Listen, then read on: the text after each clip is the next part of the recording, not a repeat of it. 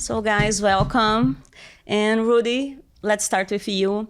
How much autobiographical is this movie? How they match with your own history? Very autobiographical, unfortunately. I'd say like 90 to 95% of what you're seeing on screen happened or is based on an experience that happened at some point in my life. Some things are exaggerated and hyperbolized, but mostly everything you saw is real. Even the sets that we shot on, they weren't really sets. Most of them were practical locations where I grew up. So can you give me like a specific situation that is real? That is real, yeah. Well, the opening scene where I'm having a hard time focusing on the conversation with the girl I was seeing is almost verbatim a real conversation that I've had. And those distractions of sounds and noises and music really existed. They weren't as beautifully choreographed as the film, but they certainly, that scene is based on a real experience amongst others. Okay, and for both of you, what is your connection nowadays with Brazil, Brazilian roots? Do you go there often? How is this connection? I'd say we're both very connected to our roots. Both my parents are Brazilian. My dad's from Brasilia, my mom's from Porto Alegre. And they definitely taught me Portuguese first, even though English is now my stronger language from living here for my whole life. They really made a point of making sure that I shared that Brazilian culture through, us going to Brazil every year to see the family. And every time I would go, I'd be there for like a month during the summer. So I'd really get to spend time there and, through the food that we ate at home. And I just think the values that they taught me, I think there are a lot of things that feel very Brazilian about me that I learn more and more about every day. Like what? I have to ask. I just think it's, as I get older, I find myself valuing things that I think Brazilian culture values. I think family being the biggest one. Yeah. And prioritizing that in my life. I think American culture can definitely steer us in the direction of following our career paths and, instilling this idea of ambition, which are obviously great things as well. But I think it's the Brazilian side of me that grounds me and that makes me remember what's like really important in life. Great. And you, Rudy? Yeah, everything she just said, I agree. It's pretty much exactly the same though for me. I'm also a son of a Brazilian mother, and she imposed so much of her culture and influences, music, food, family values into who I am. It's so heavily ingrained to who I've become. And like Cami, there was a point in my life where I was going to Brazil at least once or twice a year. And I know those city streets, in our case, of Copacabana, Rio de Janeiro, like my hometown. And I try to keep that up as much as possible, although it's gotten a little trickier in the past few years with COVID and everything. But yeah, Portuguese, like Cami, was my first language. And progressively got overtaken by English, but I still speak Portuguese every single day with my mother and now with Cami. Great. And you mentioned the American culture. Mm-hmm. And do you face some challenges for being in this industry and have like foreign backgrounds?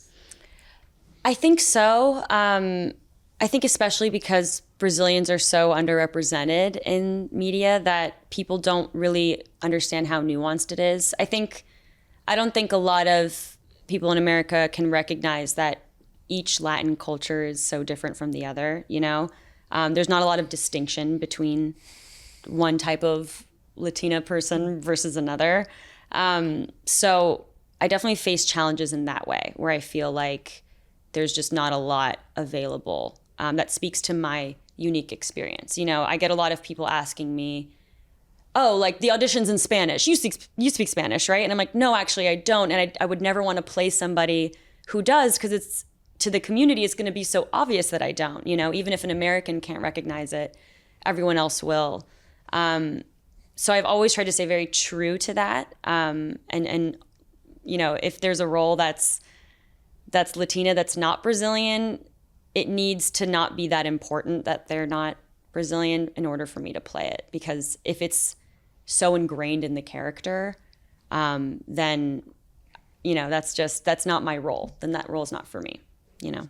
And about you, Rudy? Yeah, I mean, it's like a full-time job trying to understand both cultures super well. I mean, figuratively and literally, we were speaking two languages. Yeah. Growing up, there were two different lifestyles, perspectives, approaches, and we wanted to understand both because they're important to us. You know, go to school and speak to our friends one way, come home, speak to our family in an entirely different way. I also, can I add something? Please. I think that it was especially important for us in Música to, you know, we're not trying to represent, you know, we're not trying to act like we're both full Brazilian and represent Brazilian culture through our characters. It was important to us that we were like, this is a Brazilian American story because that's the only experience we can speak on. And then letting his mother be sort of the voice of Brazilian culture, being a native Brazilian, because there's a difference. And, you know, speaking about the question you just asked, I think there have been times when I've been asked to play a native Brazilian before. And I don't necessarily always feel comfortable with that because I know that I'm not one, and I know maybe my Portuguese isn't as strong as a real native Brazilian would be. And it's, you know, you constantly have to remind people in the industry who don't understand why there's a difference. But I think it's definitely getting better. And can you share some remarkable or funny moments during the shooting at backstage? So many. There's a lot of them.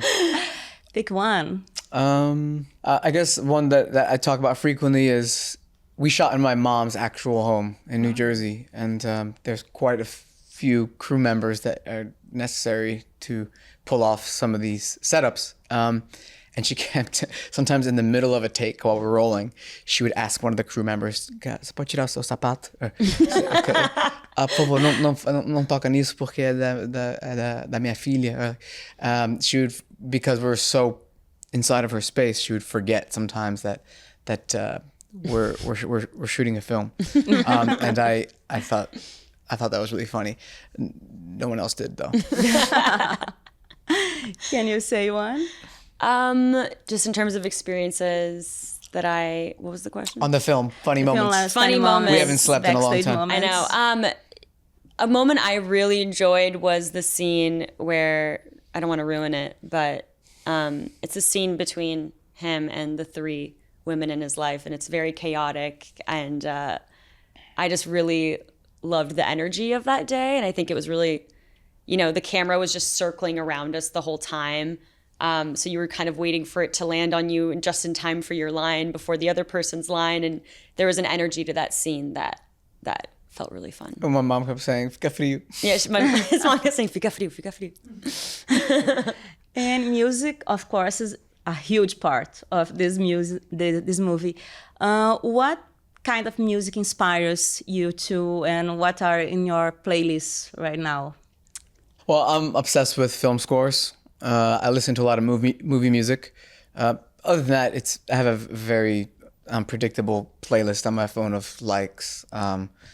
There's classical stuff, there's film scores, there's pop, there's R&B, there's jazz, a lot of Brazilian music. My sister actually just helped curate. My cousin just curated a Brazilian playlist, and with artists I had never even heard of from the 70s and 80s. You have me tell who. Sorry? You have to tell me who. Well, for instance, like, I did not know how big Chimaya's catalog was. I had known some of his hits. And there's so much music there. And then they were educating me on which American artist at the time he was drawing inspirations from, but how he would combine that with Brazilian jazz. And I was fascinating. And then, you know, Jobim, of course. I'm still learning about Antônio Carlos Jobim's compositions, because he's also a composer, a film composer actually, with Black Orpheus and all this stuff was really inspirational. And try to weave as much of that into the film. In the film, as I'm sure you noticed, there's batucada, there's samba, there's funky at one point, bossa nova. I tried to infuse as much Brazilian music as possible from authentic Brazilian players. It was all led and choreographed by Marivaldo dos Santos, who's a brilliant performer, choreographer, drummer, and stomper. That's how I discovered him, was watching the show Stomp. I was like, who is that guy? And of course, he's Brazilian. Do you listen some Brazilian music, Camila? Oh yeah, I absolutely do. I don't know if I could list it all off right now. It's a lot of the times it's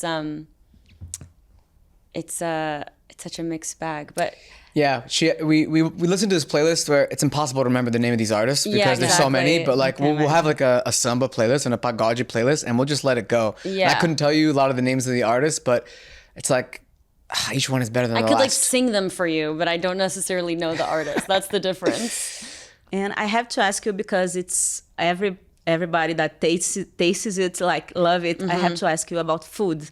Do you often at home have Brazilian food? Do you like it? Well, my mom just moved to LA, and she's been coming over a lot and leaving like arroz com feijão for me in the fridge just so I have it.